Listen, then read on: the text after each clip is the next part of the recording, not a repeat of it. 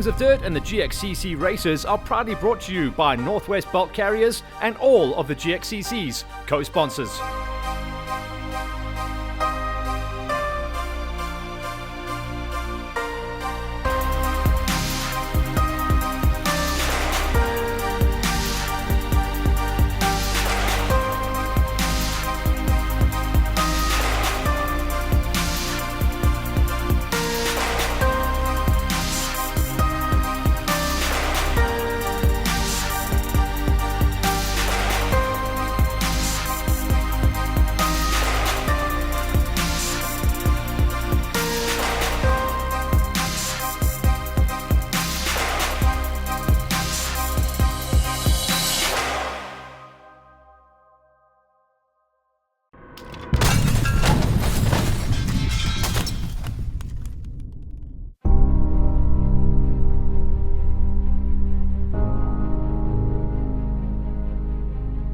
It's amazing. People love this terrain. Me personally, I've raced how many nationals here in the past, and it is nice. It's different. It's completely different to what we used to. It's very rough terrain. It's very farmland terrain. The terrain changes around every corner. There's a lot of rocks. That makes it challenging. It makes it tougher. Like I said, it's rougher than our normal tracks. But I think that the guys like it.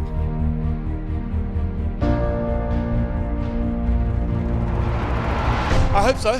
Fitness not all there. We haven't finished a race now in 4 races, so we're not quite sure what full race distance feels like. Honda back on that, suspension should be a little bit better. Rysmierbult traditionally a very tough route, lots of rocks, so I'm hoping the suspension will see me through. Yeah, look, competition is always the best thing. You tend to get slower if there's not fast competition. Gideon's real fast, and obviously Keenan is fast, but I managed to beat them both the last event. Sorry, Keenan wasn't there, but I managed to beat Gideon, so yeah, I'm really looking forward to today.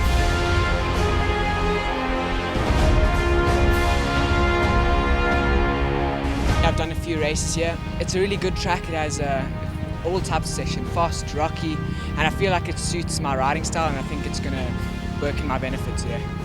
As always at the GXCCs, it was going to be the Q1s that would open up our racing accounts, and once again, it was going to be Gideon Jacobs that pulled the big hole shot. Keenan Hammond ran with him in the early stages, but he would come into some technical problems later on in the race. Rysman was going to be the one to watch out for, coming back with the big Honda, stepping off the orange machine from early in the year. In the Q2s, Hannah Simon was the key player. But watch out for Swanee, an absolute demon off the line this season so far. He's really been working on his program, and he was going to be pushing the Q1 of Hannah Simon the whole way, and it was Swanee that pulled the whole shot. But of course, outside becomes inside, and Hannes was once again going to be challenging as they came out into the fields.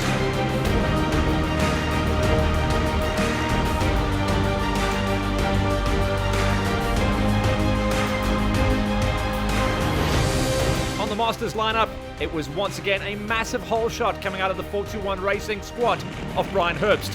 He absolutely dropped the hammer. He left a lot of key players drowning in the dust early on.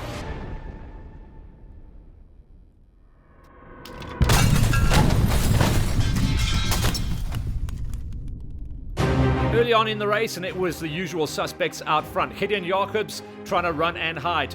But off the second row and the second start in the Q2s, Hannah Simon was up to second on the road, getting chased down by a flying Ruan Tout. Now Gideon and Keenan, they're fast, and we're going to try and chase him, but let's see how the day goes. Running inside the top 5, JP Van Veek making the trip from KZN once again, running high and trying to stay away from a returning to form, Rysman. We are certainly a little bit safer on the rocks, having 4 wheels in the ground, so the lurkers don't catch us out too much. But yes, as you say, very bumpy route. Speed is not everything today. The guys have to look after their tyres. Franco Annandale has been in amazing form the whole way through 2018. He was once again chasing down a top 5 finish in category. Xander Branken also in incredible form on the one and only Can-Am entry in the field. David Stratum came off his top 3 placing at the previous round and was trying to stay ahead of Stuart Fell and CD Goosen. Henny Macau Sr. would once again look for a top 3 in Q2s. Yeah, it's definitely. I had bad luck the first couple of races, but I mean, let's see how it goes this one. Peter Deploy was chasing hard to try and get into a top 5 placing in category. At the moment on track, he was ahead of Philip Boyce and an unfortunately ill Rian Dick. The speeds are not higher, it's very tight. When you get a fast section, it's probably 100 meters, then you're into a corner.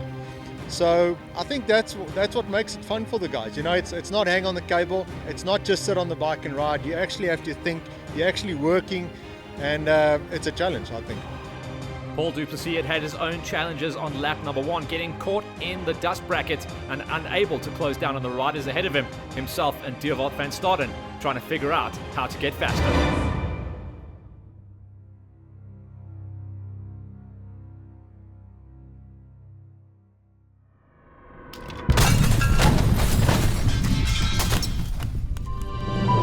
In the Quad Masters category, Francois Smallberger had an absolute ripper off the line and was running high with the leaders, but unfortunately would crash early in lap number 1, counting him out of the race.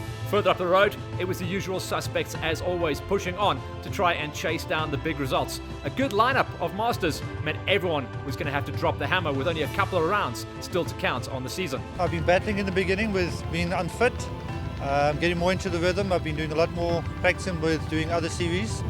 And I'm looking forward to the next couple of races because I feel more confident, a lot fitter, and I'm riding a lot smoother.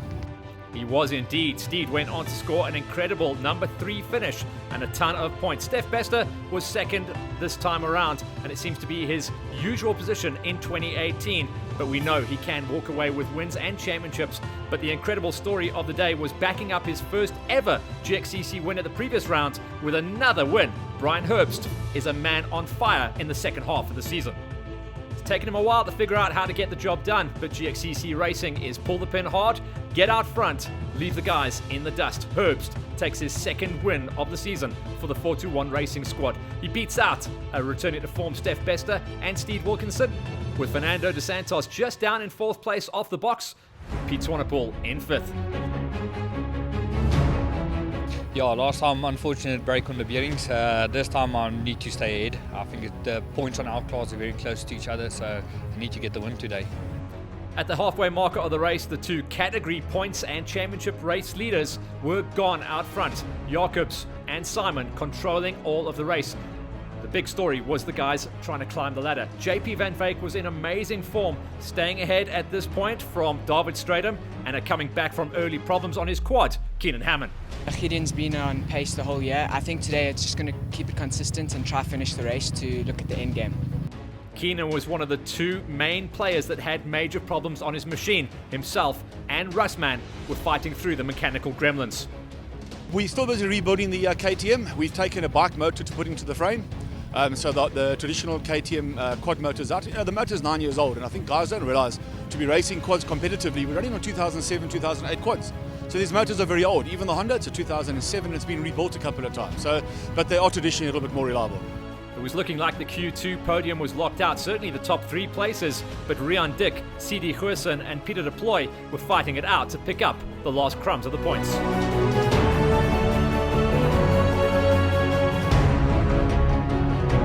Gideon, along with his machine, were running the numbers out front. At this stage, it didn't look like anything else was going to go wrong, and Hannes was not going to be able to catch him up.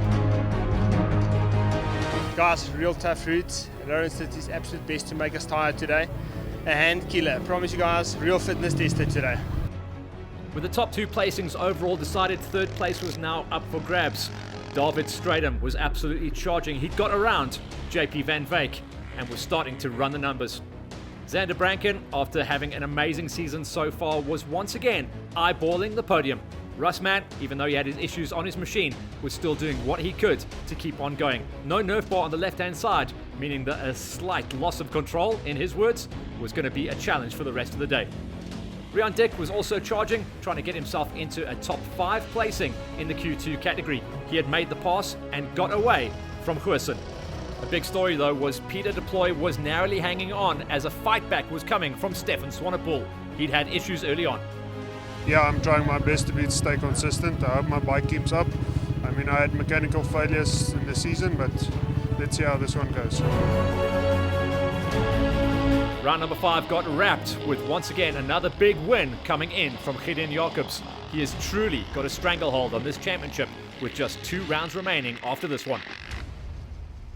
Confirmation of the results then, Jacobs walks away with the big win. JP Van Veek, having his most consistent form and run at the moment, takes a 2nd place here ahead of Xander Branken. Rysmierbult Ferreira survived in 4th place, just beating out Paul Duplessis. Yeah, unfortunately the next round's going to be in Joint Division National that Lawrence is going to host for us. So unfortunately I can't race my quad for the next event. I'm only going to be on my bike. But luckily for me there's a drop event, so I can drop the next event's points and still win the championship towards the end of the year. Q2s gives us a confirmed win once again from Hannes Simon. No issues on the machine this time around.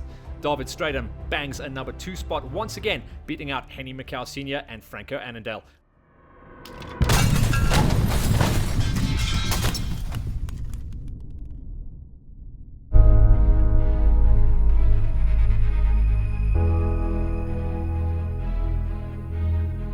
You know, I've got a saying that in terrain like this that's a bit challenging and a bit dangerous, I always say don't race the guy in front of you, race the terrain. If you can't see in front of you, you don't race. You race what you can see and race the terrain. If the terrain allows you to go, then you go. If it's rocky and it's rough, you take it easy. So that's my advice for the riders today, is race the terrain, be safe, have a look on the first lap, and then after that you can decide how you want to race. Yeah, sure, the start's very soft and sandy in a field, and then you get into the rocky section here at the end here, and then in between there's a lot of hard pack through the trees. Yeah, the variety is very good here, you know, that's why the guys enjoy coming here.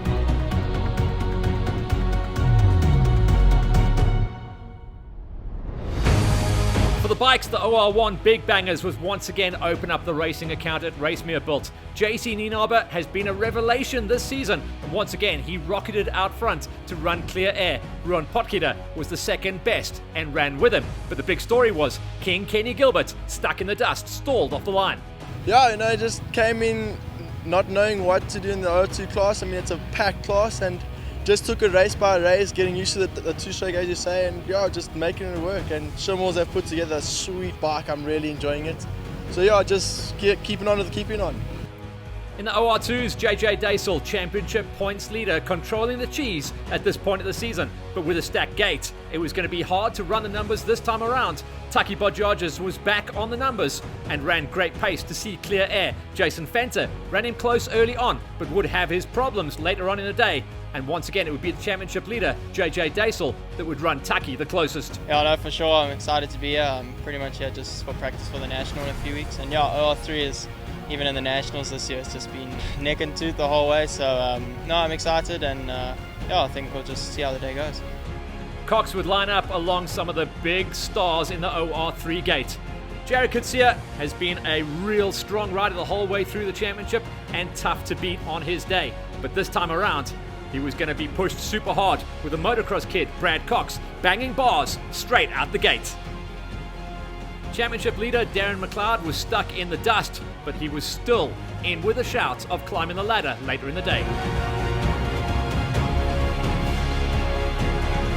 For the age categories, the seniors would do the chase down early on with championship leader Big Bruce Viljoen once again going for the pin.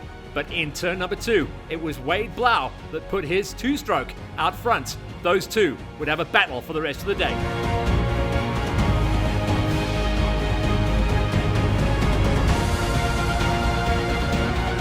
Out on the track and controlling the pace out front with clear air, JC Nienaber was running, but King Kenny Gilbert had done the unthinkable, plowed the entire OR1 field to get up into the number 2 spot. I've had the opportunity to ride with guys like this and train with them. So yeah, just putting in the motors with them and stealing with my eyes. That's all I've been doing. So it seems to be working. I just want to keep it safe, keep it on the rubber. I know this race last year was quite dusty and there's a little rocky section, but I enjoyed it. So yeah, I'm excited. Rippers made up one of the key players in the chase group in the OR1s, but in the OR2s it was all about Taki Bodjodges. He'd broken away from the rest of the players. Last time around, it was Ian Rawle that ran incredible numbers. He was sitting in the number 2 spot ahead of JJ.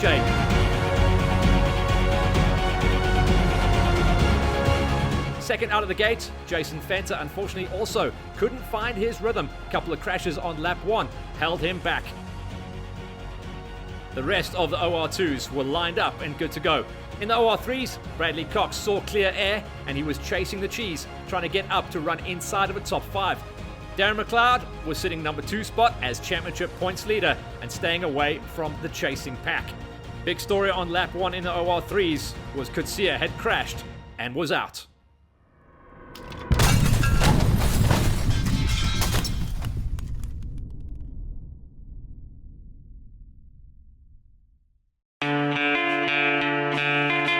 Uh, 50 kilometers. Last year we had a 40 kilometer loop, so we managed to make it 10 k's longer. The track is pretty much the same. The farm that we're using is only so big. We try to change it up and to fix, make it a new loop. But like I said, there's a lot of rocks out here, and the loop that we had last year is the safest route. So we decided to keep it the same, but then add 10 kilometers brand new for them. For the Masters category at Rysmierbult, it was the first time ever that the Bert Smith All-Stars had gone 3, 2 and 1. Bert Smith getting 3rd place, Peter Hall settling for a number 2 spot this time around, and Leon Gerber getting his first win of the 2018 season. Bert Smith All-Stars locking out a top 3. Confirmation then of the results with a no-show for Farmer, still out with his injuries. Gerber, Hall and Smith. Then it was Andrew Russell in the number 4 spot, with Francois Swanepoel locking out a top 5. For the seniors, just making their way into the top 10 was going to be a big ask. Marius de Klerk did a good enough job on the 750 to make his way into single digits. Bagging and tagging a number 9 finish. JG Haycock was just up the road, and then it was Jean-Pierre de Creek, one of the crossovers from motocross, trying to find his form in cross-country racing. Guys, it's been an awesome season for myself, participating in all the national enduros, national off-roads, and obviously GXCCs. GXCCs, I do both bikes and quads, so it's a real long day in the saddle for me, 6-7 hours a day of racing. Hannes did the unthinkable to take 5th place in category, just behind Van Veek. Yeah, a lot of stiff competition out there. Bruce Viljoen, Guy Henley, Wade Blau. Yeah, we seem to be banging bars every race, but it's a hell of a lot of fun. Lloydie continued his form that he's been running the whole way through the season to get onto the box again with 3rd place. Bruce, after just getting pinned to the post on the hole shot, had to settle for 2nd place. The whole day, he said he could see Wade up the road, just could not make the gap and take it. This time around, once again, Blau controlling the cheese out front and walking away with another win. That'll close things down in the championship as well, as he nudges a step closer to Viljoen's back wheel. Confirmation of the results: Blau, Viljoen, Lloyd, Van Veek and Simon inside the top 5, with Mostert just squeaking onto the podium with a 6th place finish.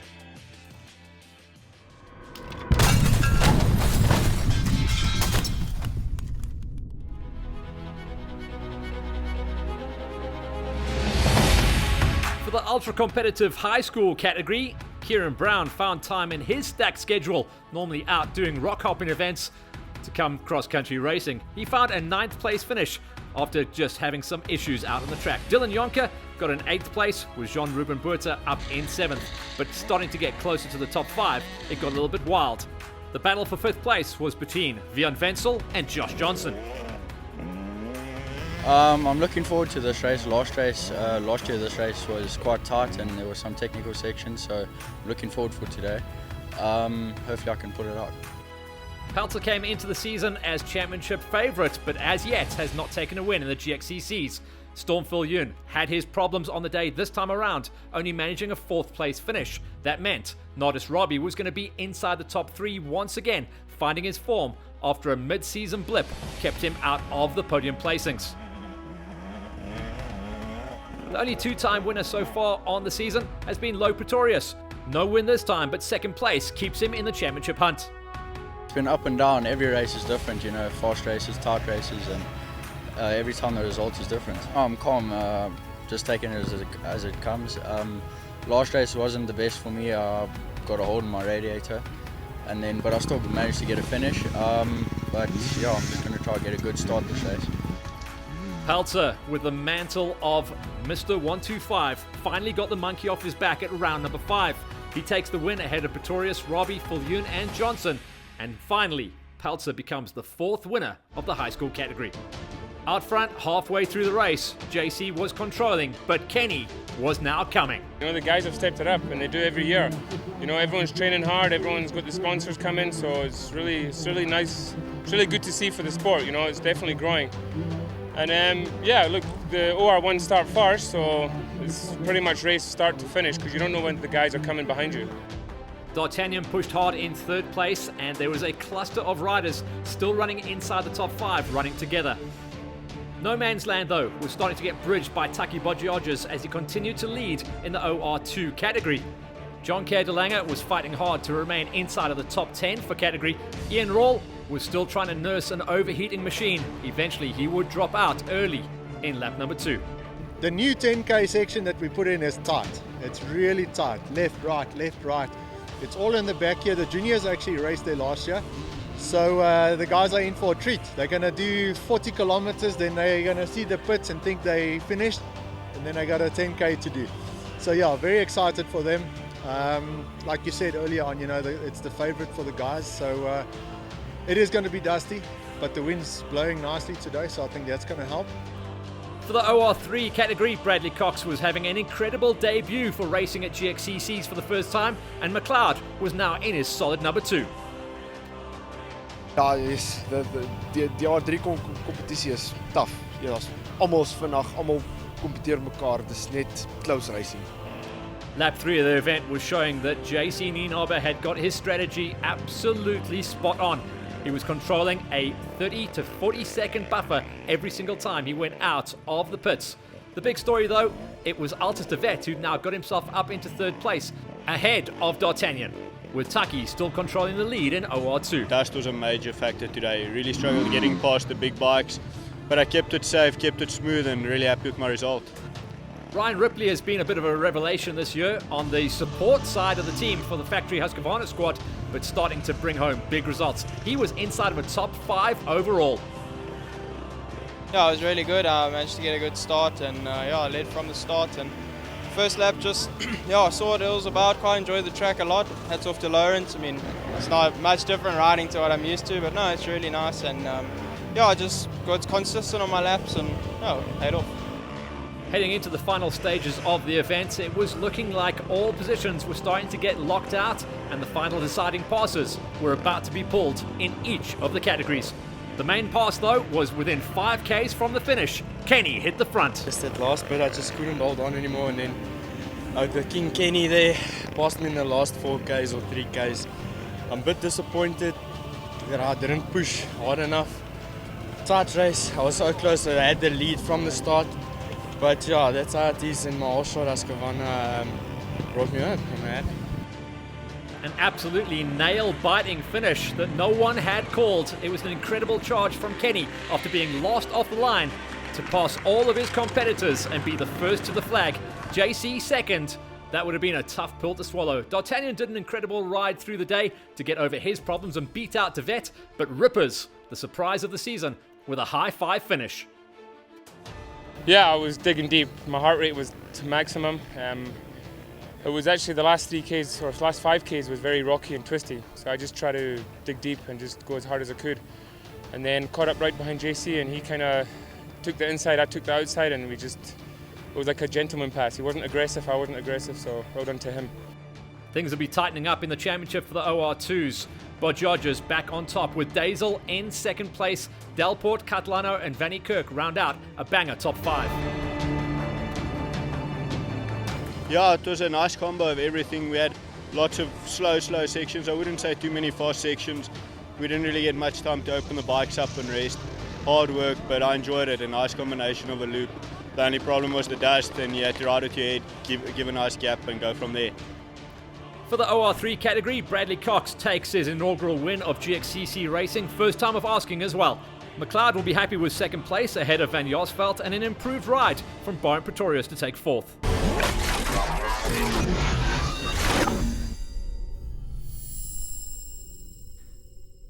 Kings of Dirt and the GXCC races are proudly brought to you by Northwest Bulk Carriers, along with GXCC and their co-sponsors.